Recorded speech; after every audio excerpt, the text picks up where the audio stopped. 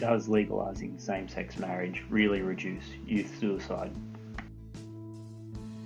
Just a few days ago, a small group of academics from Johns Hopkins University and Harvard, led by Julia Raifman, published this paper suggesting that the introduction of same-sex marriage is associated with a reduction in adolescent suicide attempts.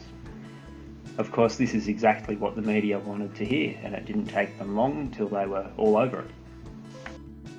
The story was quickly published in newspapers all over the world. The data used for the study is freely available online at the Centers for Disease Control website, so let's have a look at the data. This chart shows the suicide attempt rate among youth across various states in America before and after the introduction of same-sex marriage. The pink bars are before, the yellow bars are after. As you can see, a number of states, there was actually an increase in the rate of attempted youth suicide after the introduction of same-sex marriage. In fact, the majority of states show an increase or stayed the same. We can definitely say that there's no consistent pattern suggesting that there's a reduction in the rate of youth suicide associated with the introduction of same-sex marriage.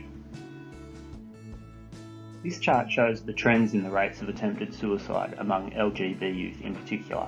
There were only 3 states with sufficient data to show trend lines.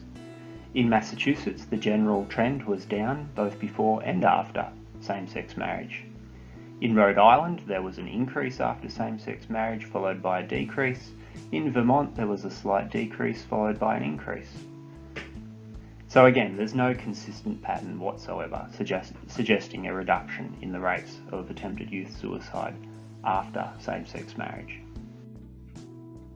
In countries all over the world, same-sex marriage activists have falsely used the issue of suicide to push for their agenda. They're helped by the media, academics, and of course opportunistic politicians. It's all about demonising their opposition and making them look homophobic.